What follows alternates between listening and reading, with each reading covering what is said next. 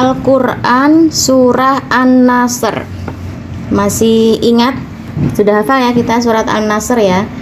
Coba gimana surat An-Nasr? Dibaca dulu. Kita baca bersama-sama ya, surat An-Nasr. Nah ini dia. Yuk. A'udzu billahi minasyaitonir rajim. Bismillahirrahmanirrahim. Idza jaa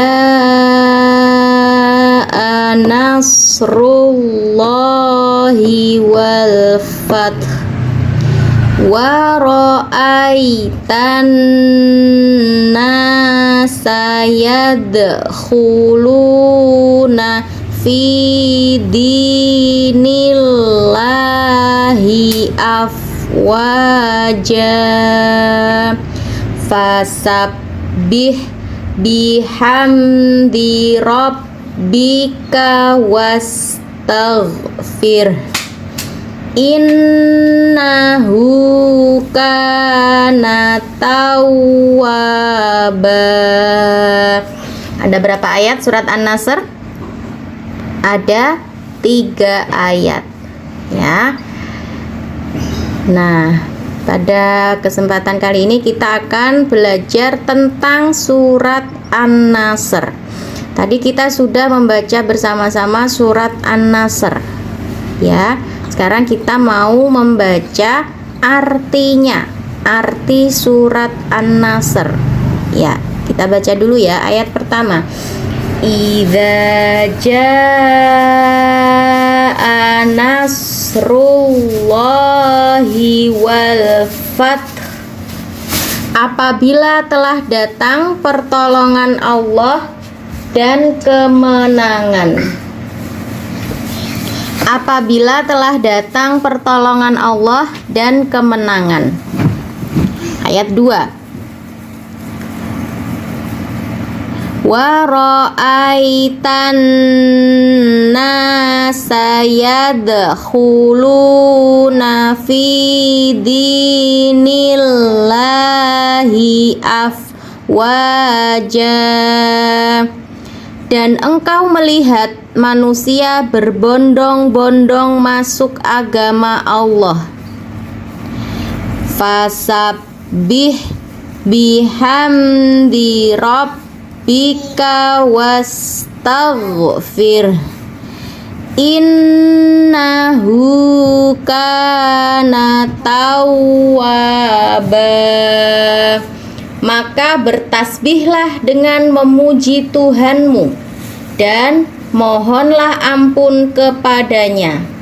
Sungguh Dia Maha Penerima Taubat. Kita baca sekali lagi, kita baca artinya saja ya. Apabila telah datang pertolongan Allah dan kemenangan, dan engkau melihat manusia berbondong-bondong masuk agama Allah, maka bertasbihlah dengan memuji Tuhanmu dan mohonlah ampunan kepadanya. Sungguh Dia Maha Penerima Taubat. Nah, oke, kita sudah baca terjemahannya surat An-Nasr. Sekarang kita akan memahami isi kandungan surat An-Nasr. Surah An-Nasr terdiri dari 3 ayat. Ya, tadi ya ada 3 ayat ya. Surat An-Nasr terdiri dari 3 ayat. Tergolong surat Madaniyah. Apa artinya Madaniyah itu? Yang turun di Madinah. Ya, surat Madaniyah itu artinya suratnya turun di Madinah atau setelah Nabi hijrah.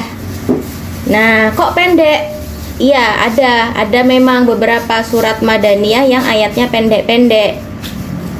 Ini ya, surat An-Nasr. Termasuk surat ke-110 dalam Al-Quran.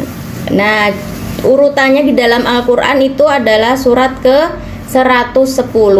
Surat An-Nasr ini diturunkan setelah surat At-Taubah. An-Nasr artinya pertolongan. An-Nasr artinya pertolongan. Coba sekarang diingat-ingat ini ya, nanti kalau ada soal bisa menjawab. Surat An-Nasr terdiri dari 3 ayat, tergolong surat Madaniyah.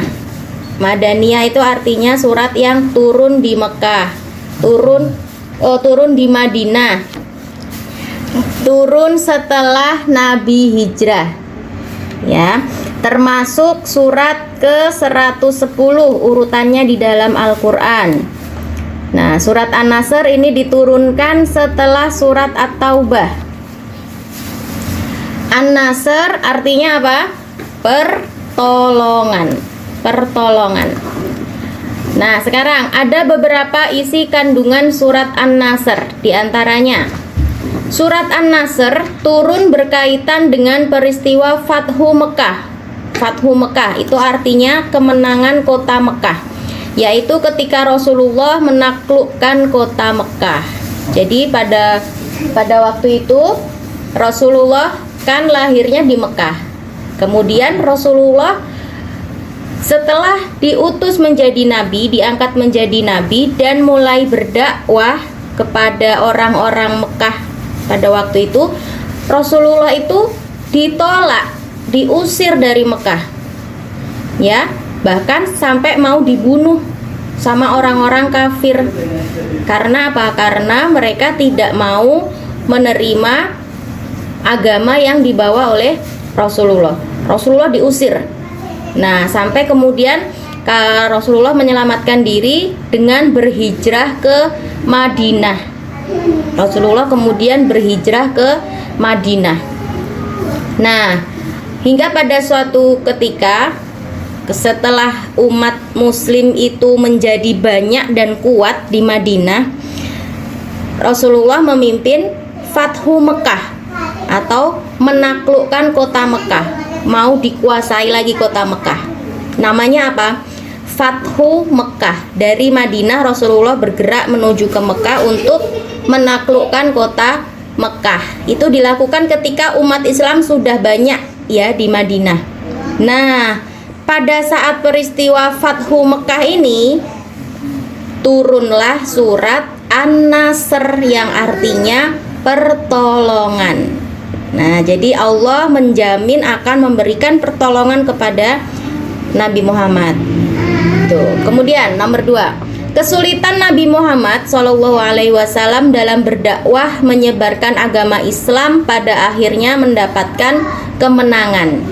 Nah, buktinya apa? Buktinya dengan surat An-Nasr itu. Allah yang sudah menjamin bahwa Nabi Muhammad akan mendapat kemenangan. Perkara yang benar, yaitu agama Islam, itu pasti akan menang. Dan perkara yang batil atau salah atau kejahatan itu pasti akan kalah. Ya, Allah sudah menjamin bahwa agama Islam pasti akan menang. Dan yang batil selain agama Islam itu pasti akan kalah.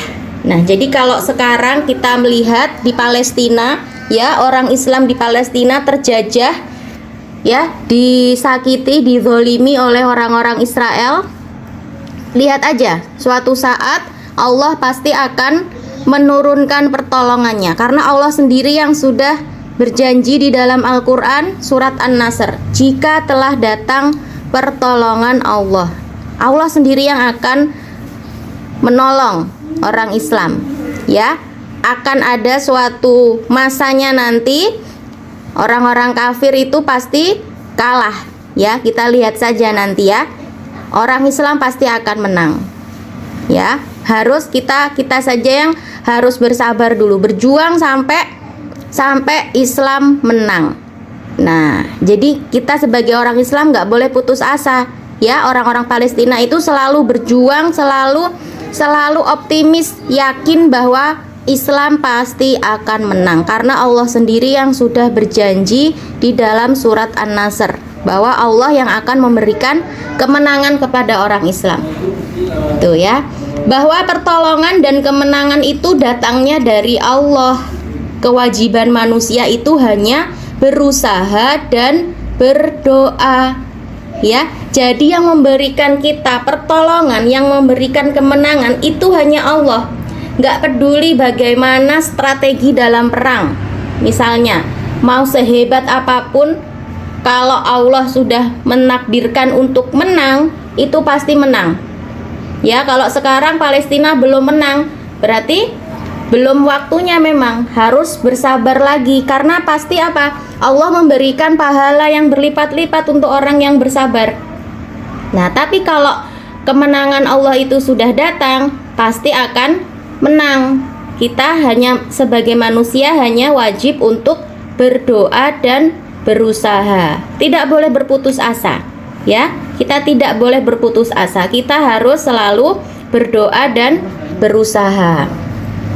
Surat An-Nasr juga mengandung perintah kepada manusia untuk bertasbih dan memuji Allah atas kemenangan yang telah diraih dan meminta ampunan atas segala kesalahan dan dosa yang telah dilakukan. Jadi Surat An-Nasr ini memerintahkan kita manusia juga untuk selalu memuji Allah. Kalau sudah diberikan kemenangan, kalau orang-orang Palestina nanti sudah menang, manusia harus senantiasa memuji Allah atas kemenangan yang sudah berhasil dicapai dan meminta ampun atas segala kesalahan dan dosa yang telah dilakukan. Dalam surat An-Nasr dijelaskan bahwa agama yang dibawa oleh Nabi Muhammad itu pasti membawa kemenangan. Allah memerintahkan kepada hambanya agar meminta pertolongan dan kekuatan kepadanya. Pertolongan dan kemenangan datangnya dari Allah. Jadi kalau sekarang ya kita lihat di Palestina orang Islam itu dijajah, ditindas. Ya, kita harus selalu meminta pertolongan kepada Allah, selalu berdoa setiap hari, membantu sebisa kita. Kalau kita bisanya membantu dengan doa, ya kita doakan setiap hari. Ya, karena saat ini kita bisanya hanya membantu dengan doa. Kita nggak bisa membantu ikut perang di sana, kan nggak bisa, ya kan? Kita hanya bisa membantu dengan doa, membantu dengan harta. Kalau bisa, ya. Kita bantu doa, kita bantu usaha dengan harta yang kita miliki, dan hasilnya kita serahkan kepada Allah. Karena yang berhak untuk memberikan kemenangan itu hanya Allah. Tugas kita hanya berdoa dan berusaha. Itu ya. Surat An-Nasr memberikan semangat akan datangnya pertolongan Allah kepada Nabi Muhammad, yang pada waktu itu masih banyak masyarakat Mekah yang menolak ajaran dakwah Islam. Ya, jadi dulu Nabi Muhammad itu dari kecil sudah dikenal sebagai anak yang baik, ya kan? Di lingkungannya, di mata orang-orang Mekah, Muhammad ini adalah orang baik. Dari kecil anaknya baik, sopan, santun, ya. Jujur, anaknya baik. Nah, tapi ketika Muhammad diangkat atau diutus menjadi nabi, orang-orang Mekah ini ingkar. Mereka tidak mau mengakui bahwa Muhammad adalah nabi. Karena apa? Karena kesombongan mereka. Ya, karena kesombongan orang-orang Quraisy, kafir Quraisy itu, mereka sombong. Secara kedudukan harusnya orang-orang itu yang lebih berhak, ya. Nah, mereka merasa lebih berhak gitu.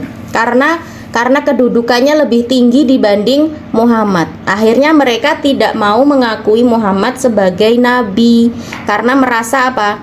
Merasa kedudukannya lebih tinggi daripada Muhammad.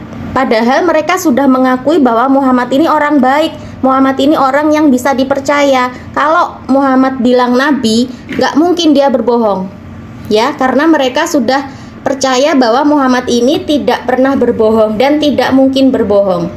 Tapi karena kesombongan orang-orang Quraisy, mereka tetap tidak mau mengakui bahwa Muhammad menjadi nabi. Ya, sehingga pada saat Nabi Muhammad itu berdakwah, menyampaikan Islam, itu orang-orang Quraisy ingkar, tidak mau mengikuti. Ya, mereka tetap dengan agamanya menyembah berhala. Hingga sampai apa? Akhirnya mereka memusuhi Nabi Muhammad, mengusir Nabi Muhammad dari rumahnya, bahkan mau apa? Mau dibunuh. Sampai suatu ketika Nabi Muhammad ini keluar dari rumah, ya, pada malam hari saat orang-orang Quraisy ini tidur, padahal mereka sudah berjaga-jaga di depan rumahnya Nabi Muhammad, sudah dikepung rumahnya ini, mau apa? Mau membunuh Muhammad. Tapi atas pertolongan Allah, Nabi Muhammad berhasil keluar dari rumahnya tanpa ada satu orang pun yang tahu. Jadi orang-orang Quraisy itu dibikin tidur semuanya sama Allah, dibikin tidur semuanya, sampai Nabi Muhammad bisa keluar rumah dengan aman menuju ke Gua Hiro, tempat biasanya Nabi Muhammad apa? Menyendiri itu ya. Ya, Nabi Muhammad kan sebelumnya sering menyendiri ke Gua Hiro. Nah, ketika rumahnya dikepung, Nabi Muhammad mau dibunuh, itu Nabi Muhammad diam-diam menyelinap, ya, atas bantuan Allah, atas pertolongan Allah, Nabi Muhammad berhasil bersembunyi di Gua Hiro. Ditemenin sama siapa waktu itu? Ditemenin sama sahabatnya namanya Abu Bakar As-Siddiq. Jadi berdua ini, Nabi Muhammad dan Abu Bakar As-Siddiq ini bersembunyi di Gua Hiro. Karena mau apa? Sebelum mau hijrah ke Madinah. Sebelum hijrah ke Madinah itu mereka bersembunyi di Gua Hiro. Karena apa? Jarak dari Mekah ke Madinah ini jauh sekali. Jauh sekali ya jarak dari Mekah ke Madinah ini. Kalau naik kereta cepat, ya, kayak Shinkansen gitu, itu bisa 2 jam atau 3 jam mungkin, sekitar itu. Kalau naik bis biasa bisa 7 jam mungkin atau lebih. Jauh sekali ya jarak dari Mekah ke Madinah. Dan pada waktu itu Nabi Muhammad itu jalan kaki, nggak naik onta, nggak naik bis, nggak naik kereta cepat, jalan kaki sama Abu Bakar itu. Jadi sebelum hijrah, sebelum pindah ke Madinah untuk menyelamatkan diri, Nabi Muhammad ditemenin sama Abu Bakar, itu mereka berdua bersembunyi di Gua Hiro. Nah, dengan datangnya surat An-Nasr ini dengan turunnya surat An-Nasr ini memberikan semangat dan apa? Kekuatan kepada Nabi Muhammad bahwa pertolongan Allah itu pasti datang. Jadi Nabi Muhammad diberi semangat, jangan pernah putus asa untuk dalam berdakwah, karena Allah sendiri yang akan menolong dakwahnya Nabi. Itu ya. Terus kita lanjut. Nah, karena kesabaran Nabi Muhammad dalam berdakwah ini, pertolongan Allah sedikit demi sedikit, dan atas pertolongan Allah, ya, sedikit demi sedikit masyarakat Arab mulai masuk Islam. Jadi karena kesabaran Nabi Muhammad dalam berdakwah dan tentunya atas pertolongan Allah, sedikit demi sedikit orang-orang Quraisy tadi, orang-orang kafir tadi mau masuk Islam. Allah memerintahkan kepada manusia agar mensucikannya dan meningkatkan syukur kepadanya, selalu bertobat dan meminta ampun kepadanya atas segala dosa yang telah diperbuat.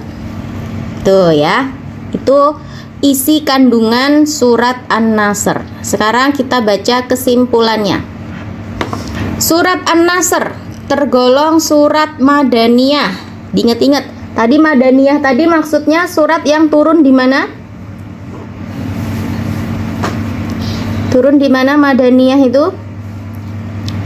Madinah. Ya. Madaniyah itu berarti turun di Madinah. Kalau Makkiyah, kalau surat Makkiyah berarti turun di mana? Di Mekah. Ya, diingat-ingat ini ya. Ini nanti akan ada terus ini pertanyaan ini. Surat An-Nasr tergolong surat Madaniyah, terdiri dari 3 ayat, termasuk surat ke 110. An-Nasr artinya pertolongan. Dakwah Nabi Muhammad Shallallahu Alaihi Wasallam itu untuk menyebarkan agama Islam, ya. Nah, berkat pertolongan Allah, akhirnya Nabi Muhammad mendapatkan kemenangan. Kewajiban manusia itu berusaha dan berdoa. Jangan pernah berputus asa. Ya, hasilnya itu kita serahkan semuanya kepada Allah. Kewajiban kita hanya berusaha dan berdoa. Tuh ya. Manusia diperintahkan untuk selalu mensucikan Allah dan bertobat kepada Allah atas segala dosanya. Tuh ya. Wa qul ja'al haqqu wa zahaqal batilu innal batila kana zahuqan. Dan katakanlah, kebenaran telah datang dan yang batil telah lenyap. Sungguh yang batil itu pasti lenyap. Nah, ini janji Allah yang lain, ada di surat Al-Isra ayat 81. Ya, kata Allah apa? Kata Allah apa? Kebenaran itu pasti datang dan kejahatan itu pasti lenyap. Yang namanya kebenaran itu pasti akan mengalahkan kebatilan. Ya, itu janji Allah sendiri. Oke. Coba sekarang kita jawab dulu pertanyaan ini ya. Surat An-Nasr itu terdiri dari 3 ayat. An-Nasr artinya pertolongan. Nah, apa maksudnya pertolongan itu? Apa maksudnya pertolongan? Pada peristiwa apa tadi? Pada peristiwa Fathu Mekkah.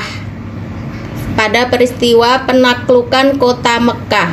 Surat An-Nasr ini turun untuk memberikan kekuatan kepada Nabi Muhammad bahwa Islam pasti akan menang. Nabi Muhammad pasti akan menang. Maksudnya pertolongan itu ya, pada peristiwa Fathu Mekkah itu. Kenapa surat An-Nasr termasuk golongan surat Madaniyah? Ayo, kenapa kok dia disebutnya surat Madaniyah tadi? Kenapa? Karena turun di mana? Madinah. Ya, karena turun di Madinah. Terus, kenapa Allah memerintahkan manusia untuk banyak beristighfar? Kenapa? Kenapa Allah memerintahkan manusia untuk banyak beristighfar? Untuk apa? Agar manusia selalu memohon ampun atas dosa-dosa yang pernah dilakukan. Tuh ya. Coba sekarang sebutkan atau bacakan ayat pertama surat An-Nasr.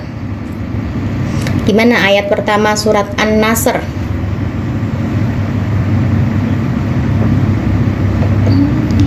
Idza jaa nasrullahi wal fath. Itu ayat pertamanya ya. Terus pertanyaan terakhir. Apa yang dimaksud dengan Fathu Mekkah dalam surat An-Nasr? Apa tadi? Apa yang dimaksud dengan Fathu Mekkah?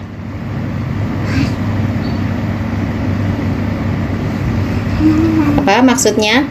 Penaklukan kota Mekkah. Ya, ingat ya, peristiwa penaklukan kota Mekkah yang tadi Ustazah sudah jelaskan. Jadi ketika Nabi Muhammad sudah hijrah ke Madinah dan umat muslim, orang-orang Islam sudah mulai kuat, Nabi Muhammad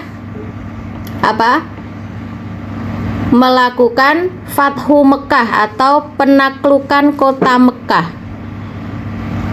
Biar apa? Biar Nabi Muhammad bisa umroh lagi, karena sebelumnya Nabi Muhammad dan orang-orang Islam itu dilarang masuk Mekah, gak boleh umroh, gak boleh tawaf ke Ka'bah. Nah, ketika Nabi Muhammad dan orang-orang Islam di Madinah sudah banyak, mereka sudah kuat, kemudian Nabi Muhammad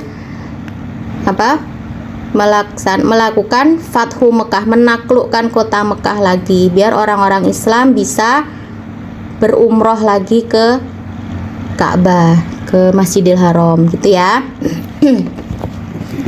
Oke, sampai di sini dulu pelajaran kita hari ini. Besok insya Allah di pertemuan selanjutnya kita lanjutkan lagi ya.